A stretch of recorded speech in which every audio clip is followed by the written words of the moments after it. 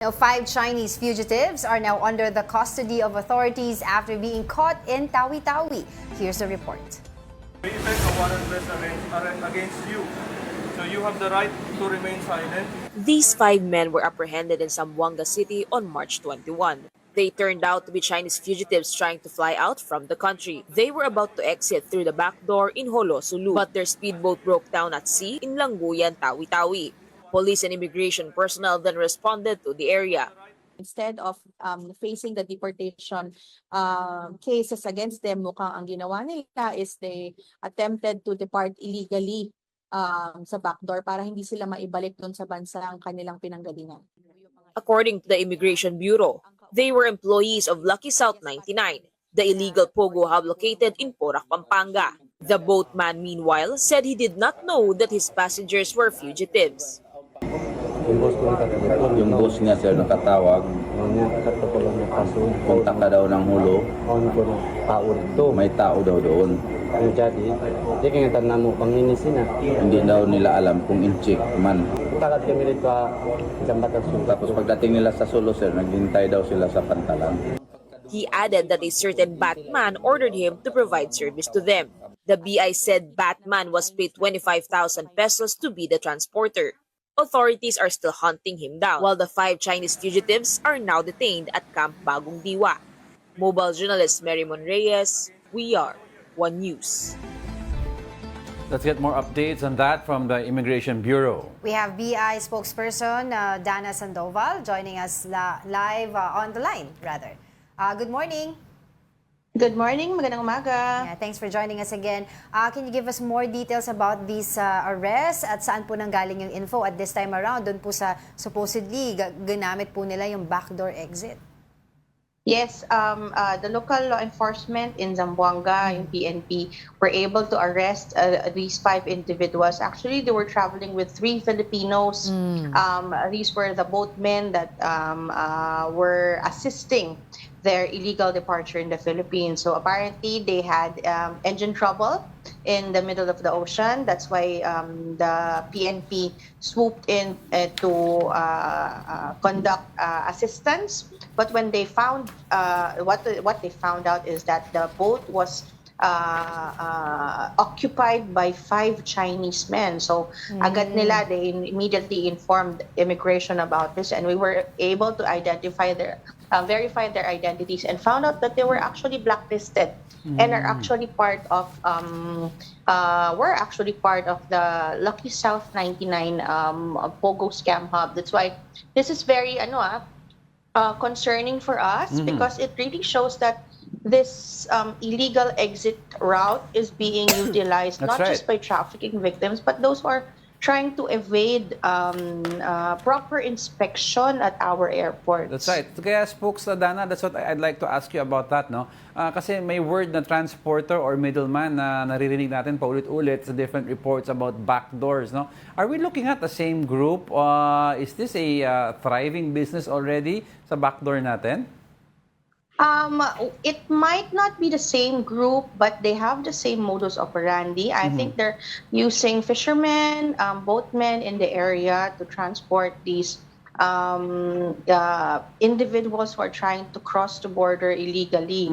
I believe, we believe that it might be commonplace in the area. I'm sad to use that word, but it might be commonplace in the area to have these boatmen, these fishermen, transport individuals to the other side, to the other country, to Malaysia.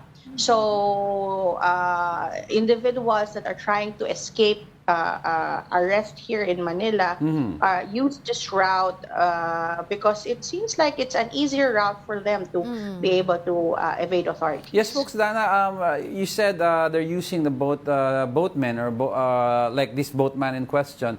Ngayon, do you think they are aware, these boatmen, about what is happening and may liability ba sila?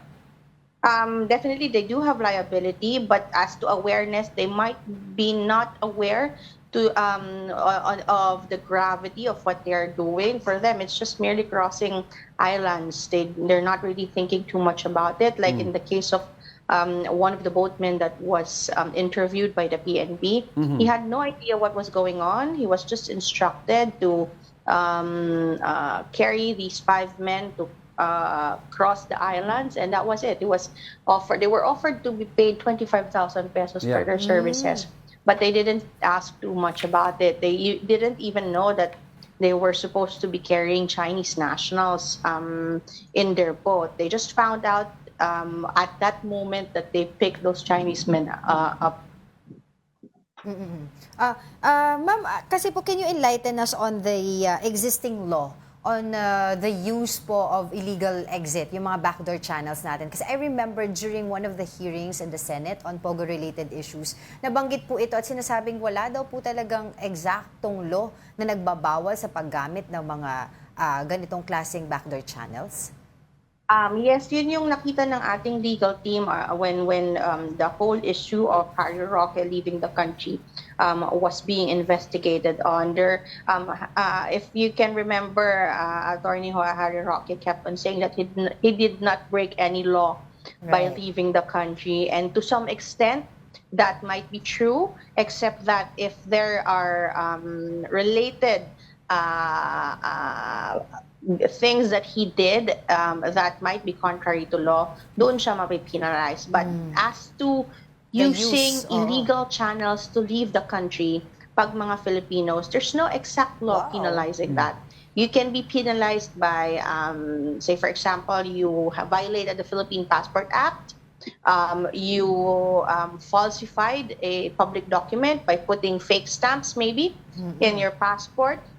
But those are related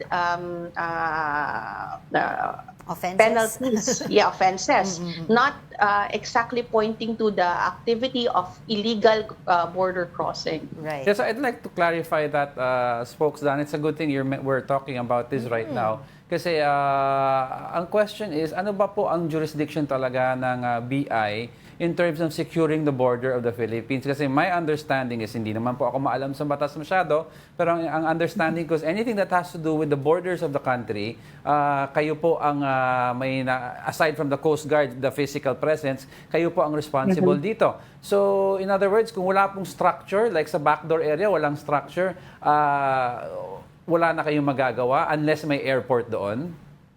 Ang postings po ng immigration personnel are for formal ports like airports and yung mga seaports po natin that merong regular routes. For bay areas, halimbawa po mga private bay or yung mga public beaches, halimbawa, these are being monitored by the LGU, the local law enforcement, as well as the Coast Guard, yung merong mga water assets. If they find something suspicious about foreign nationals, usually an interagency, they turn over the foreign national to us. But in actual monitoring of those areas, it's not immigration, yung physical presence doon, but LGU, local law enforcement, and the Coast Guard. Okay. Anong mangyayari po dito sa ating yung mga Chinese fugitives na nahuli po natin dyan sa Tawi-Tawi? Sila po ba ay madedeport agad or kakasuhan? Will they be joining others na ngayon ay nakadetine pa rin po? They are still detained ngayon inside our facility in Camp Bagong Diwa. We want to expedite the deportation of these guys because obviously they are an escape risk. They're trying to escape. They're trying to evade law. So we want to expedite their deportation. We have not received any information that if they have local cases here in the Philippines, but so far parang wala naman po, so there would be no impediment to expediting their deportation back to China. Yeah. And moving forward, Spokes, what does the BI now plan to do in terms of securing our backdoor exiting? Is it possible na magtayo doon ng a structure or a border or something to, di ba? Or posting, so parang magkaroon po ng bantay sa mga backdoor areas natin? I think it would be physically impossible to have postings for all areas kasi it's literally Malawak the entire oo. Bay Area Yeah, of the that's right. Philippines. We're talking about that. But what we're doing through the IACAT, actually the Interagency Council Against Trafficking, Yeah. the IACAT conducted a study on these supposed backdoor exits. And they have given recommendations for certain agencies that are in charge of those areas. So LGU, local law enforcement, Coast Guard, Navy in some cases.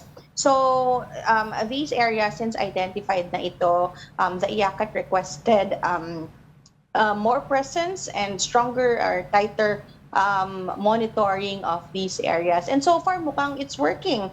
Kasi because of that study was conducted in September, there have been arrests. There was another arrest, apart from this one, there was another arrest of a transporter, alias Fiona. Yun naman for trafficking victims Right. Okay. crossing over to Malaysia, going to Myanmar. So it's the same route, it's the same modus. So I think there are changes that are happening, okay. and we're happy about that. Okay. Ma'am Dana, I'm so sorry. We have one last question po sa inyo kasi we don't have much time. I want to go back doon po sa ating Chinese fugitives. Would we know po during your investigation kung saan po tumigil na natili itong mga Chinese fugitives na ito bago po sila pumunta dyan sa backdoor channel na yan at tumakas? Meron po ba mga Pilipino sangkot doon sa pagkakanlong po sa kanila since the seizure of Lucky South 99 sa Porac, Pampanga?